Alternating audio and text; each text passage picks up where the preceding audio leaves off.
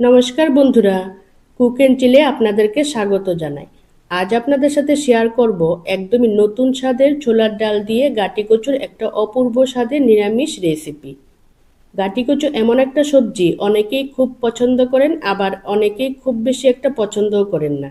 তবে এইভাবে রান্না করলে যারা গাটি কচু খায় না তারাও আঙ্গুল চেটে চেটে খাবে।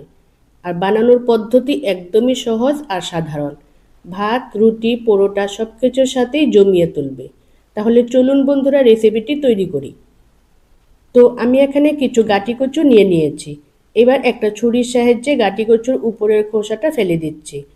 এখানে আমি আমার পরিমাণ মতো নিয়েছি, আপনারা আপনাদের পরিমাণ মতো নিয়ে নেবেন। তো দেখুন বন্ধুরা, সমস্ত গাটি কচু আমি খোসা ছাড়িয়ে খুব ভালো মতো জল দিয়ে পরিষ্কার করে নিয়েছি। সাথে নিয়েছি 50 গ্রাম মতো ছোলার ডাল। এই ছোলার ডাল দিয়েই আজকে গাটি কচু রান্নাটা করব। সাথে আরও কিছু উপকরণ অ্যাড করব, আশা করি রেসিপিটি আপনাদের ভীষণ ভালো লাগবে। তো ছোলার ডালটা দেখুন বন্ধুরা, আমি 2 থেকে 3 ঘন্টা আগে জল দিয়ে ভিজিয়ে রেখেছিলাম। ছোলার ডালটা দেখুন বেশ একটু নরম হয়ে গেছে। এখন আমি এই ডালটাকে পেস্ট করে নেব। তো একটা মিক্সিং জারে ছোলার ডালটা নিয়ে নিচ্ছি। সাথে নিয়ে নিচ্ছি 1 ইঞ্চির মতো আদার টুকরো আর 2টো কাঁচা লঙ্কা।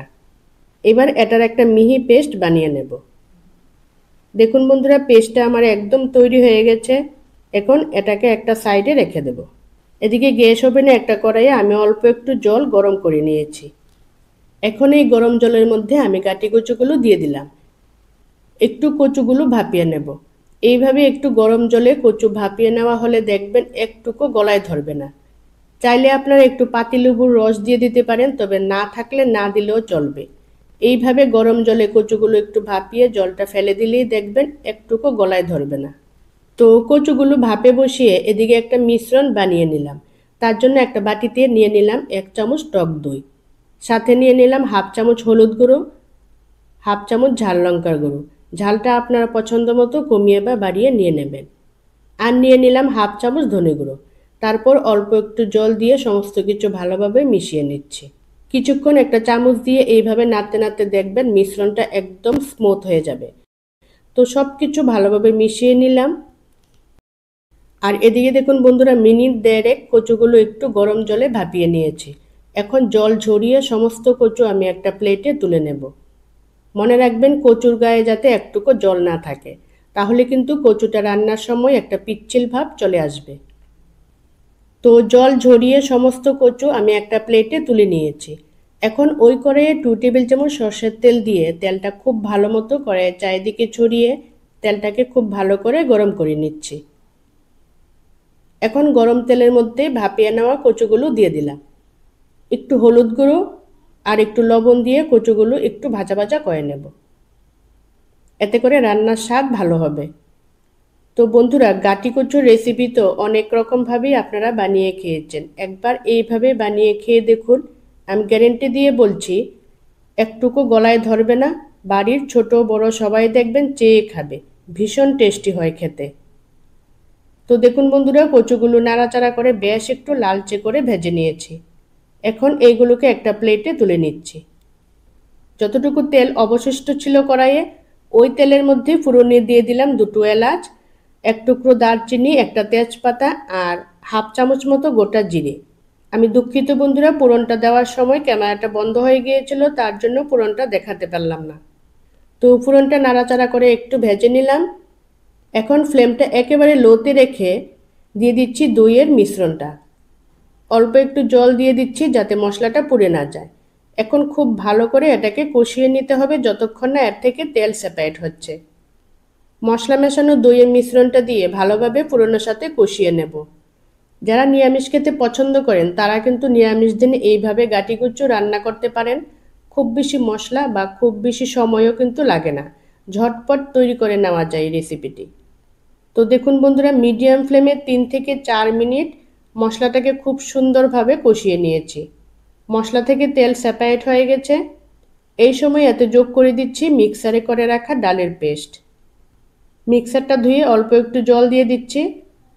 অল্প একটু জল দিয়ে আবারও সব কিছু একটু কষিয়ে নেব। খেয়াল রাখবেন কড়াইয়ের নিচে যাতে লেগে না যায়। সেই ক্ষেত্রে অল্প আর একটু জল দিয়ে মশলাগুলো কষিয়ে নিতে পারেন। কিন্তু একেবারে কড়াইয়ের নিচে লেগে গেলে কিন্তু পুরো একটা গন্ধ করবে, তখন কিন্তু রান্নাটা খেতে ভালো লাগবে না। তো মশলাগুলো একটু কষিয়ে নিয়ে এতে যোগ করে দিলাম ভেজে রাখা গাটিকুচু। এখন গাটিকুচুর সাথে সবকিছু মিশিয়ে নিয়ে দিয়ে দেব পরিমাণ মতো জল। খুব বেশি জল দেবেন না, যেহেতু নিরামিষ রান্না, একেবারে ঝোল ঝোল কিন্তু খেতে ভালো লাগবে না। রান্নাটা একটু মাখো মাখো হবে, তো সেই মতো কিন্তু জলটা দিয়ে দিতে হবে। তো জলের সাথে সবকিছু ভালো মতো মিশিয়ে নিচ্ছি। যেহেতু ডাল বাটা দেওয়া আছে, তো ভালো মতো নাড়াচাড়া করে সবকিছু মিশিয়ে নিতে হবে। বন্ধুরা, আজকের রেসিপিটি একবার এইভাবে বানালে বিশ্বাস করুন বারবার বানাতে চাইবেন। অবশ্যই পুরো রেসিপিটি ফলো করলে ভীষণ টেস্টি হবে খেতে। তবে আমার কথায় নয়, একবার আপনারা বাড়িতে বানিয়ে খেয়ে দেখুন, তারপর প্লিজ কমেন্টসে জানাবেন কেমন তৈরি হলো। সবকিছু মিশিয়ে নিয়ে দিয়ে দিচ্ছি স্বাদ মতো লবণ। এখন নাড়াচাড়া করে একটা ঢাকনা দিয়ে মিডিয়াম ফ্লেমে প্রায় 5 থেকে 6 মিনিট মতো রান্না করে নেব। প্রায় 5-6 মিনিট রান্না করে নিয়েছি, এবার ঢাকনা সরিয়ে নিলাম। সবকিছু নাড়াচাড়া করে মিশিয়ে নিচ্ছি আর দেখে নেব কচুগুলো ভালো মতো সেদ্ধ হয়েছে কিনা। তো দেখুন বন্ধুরা, কচু একদম সুন্দরভাবে সেদ্ধ হয়ে গেছে। আমি আপনাদের কেটে দেখিয়ে দিচ্ছি। দেখুন সুন্দরভাবে সেদ্ধ হয়ে গেছে। এবার এর মধ্যে দিয়ে দিচ্ছি 4-5টা চেরা কাঁচা লঙ্কা আর অল্প একটু চিনি, যাতে স্বাদের ব্যালেন্সটা ঠিক থাকে। আর সব শেষে দিয়ে দিচ্ছি 1 চামচ টমেটো সস। একবার বন্ধুরা এইভাবে টমেটো সস দিয়ে কাটিকুচুর রেসিপিটি খেয়ে দেখুন, দুর্দান্ত হয় খেতে। বাড়ির সবাই দেখবেন চেটেপুটে খেয়ে নেবে। যারা খায় না তারাও দেখবেন চেয়ে চেয়ে খাবে। এখন সব কিছু নাড়াচাড়া করে আরও কিছুক্ষণ রান্না করে নিলে রেসিপিটি আমার একদম কমপ্লিট। আপনারা চাইলে অল্প একটু কুচানো ধনেপাতা দিয়ে নামিয়ে নিতে পারেন। ভাত, রুটি, পরোটা সব কিছুর সাথে খেতে জাস্ট অসাধারণ লাগে। তো বন্ধুরা, আজকের রেসিপিটি কেমন লাগলো আপনাদের কাছে অবশ্যই আমাকে জানাবেন। আর ভালো লাগলে একটা লাইক করে দেবেন আর চ্যানেলটাকে সাবস্ক্রাইব করে আমার পাশে থাকবেন। আর চাইলে আপনারা বন্ধুবান্ধব আত্মীয় স্বজনের সাথে শেয়ারও করতে পারেন। তো আজ এই অবধি। এতক্ষণ ধৈর্য ধরে রেসিপিটি দেখার জন্য সকল বন্ধুদের অসংখ্য ধন্যবাদ। আবারও দেখা হবে নতুন আরেকটি রেসিপির সাথে। সবাই ভালো থাকবেন, সুস্থ থাকবেন।